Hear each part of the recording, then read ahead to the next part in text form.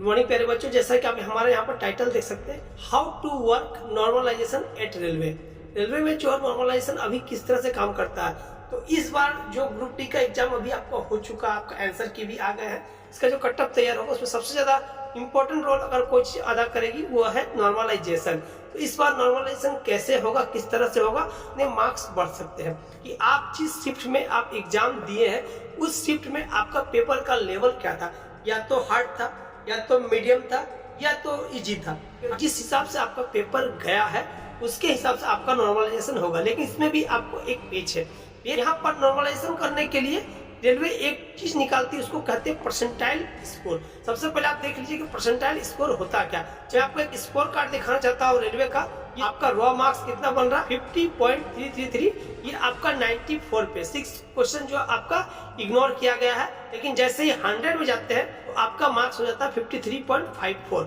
अब आप यहाँ पर देख सकते हैं परसेंटाइल स्कोर आपको यहाँ पर दिख रहा होगा, ये हुआ परसेंटाइल स्कोर। ये 80.94 आपका इस बच्चे का परसेंटाइल स्कोर है।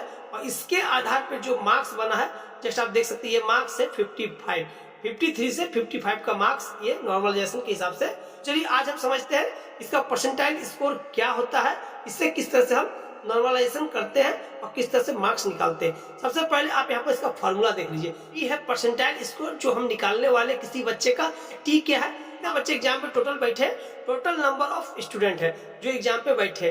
और एन क्या है, आपका नंबर अगर 65 है तो आपसे कितने बच्चे कम नंबर लाए हैं या आपके बराबर, मतलब 65 के बराबर या 65 से कम कितने बच्चे लाए हैं उसकी संख्या है। एन से यहाँ पर लिखते हैं 100% के लिए है। चलिए ये आप समझ गए। पी क्या है परसेंटाइल स्कोर, टी क्या है टोटल नंबर ऑफ स्टूडेंट उस शिफ्ट का, एन क्या है नंबर ऑफ स्टूडेंट वो जो बराबर स्कोर है ये आपसे कम है। चलिए अब इसको हम लोग बढ़िया से समझेंगे। चलिए हमने एक उदाहरण लिया है। मान लीजिए कि किसी शिफ्ट में आपका पेपर जो है कठिन गया है, कठिन गया, उसमें कितने बच्चे एग्जाम दे रहे हैं, 1000 बच्चे एग्जाम दे रहे हैं और आपका नाम राम है। आपका मार्क्स कितना है 70 है। और कितने बच्चे आपका एग्जाम दे रहे हैं, आपका एग्जाम दे रहे हैं 1000 बच्चे, आपका मार्क्स 70 है और आपसे कम या आपके बराबर 900 बच्चे ऐसे हैं जिसका आपसे मार्क्स कम है या आपके बराबर। कम वाले बच्चों की संख्या कितना है 900 है। तो चलिए हम यहाँ पे फॉर्मूला लगाते हैं। पी बराबर क्या है n/t इंटू 100। पी आपका परसेंटाइल स्कोर जो हमको फाइंड करना है, एन कितना है, T total number of student कितना है हमारा 1000 है। और नंबर ऑफ स्टूडेंट वैसे जिसका आपके बराबर मार्क्स है या आपसे कम है वो यहाँ पर 900 है। चलिए हम यहाँ पर 900 लिख देते हैं। अब गुने कितना है 100 है। चलिए 10 20 10 20 10 30 कितना बच गया 90%।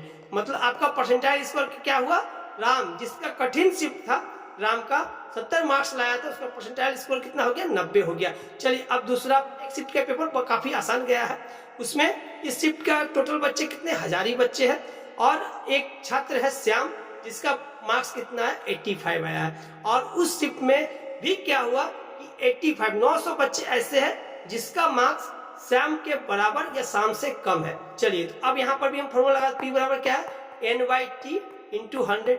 टोटल नंबर ऑफ स्टूडेंट कितना 1000 ही है यहाँ भी, और बच्चे कितने हैं 85 मार्क्स के बराबर या कम, वो भी 900 ही है। चलिए अब गुने 100 लगा दिए, 10 20 10 20 10 10 बताइए।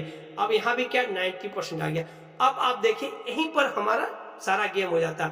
गेम क्या होता है, राम जो कि 70 मार्क्स लाया था लेकिन इसका परसेंटाइल स्कोर कितना है 90 है, और शाम 85 मार्क्स लाया था उसका भी परसेंटाइल स्कोर कितना है 90 है। राम का 70 बराबर होगा श्याम का 85 के। ये नॉर्मलाइजेशन हो गया। राम का 70 सिंपल वे में समझिए तो यही इसका सिंपल तरीका है। राम का 70 और श्याम का 85 बराबर होगा।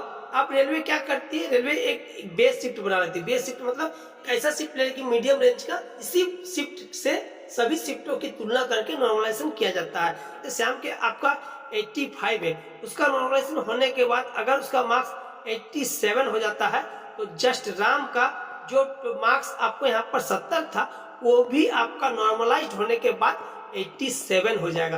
ये दोनों का परसेंटाइल स्कोर क्या है 90% है।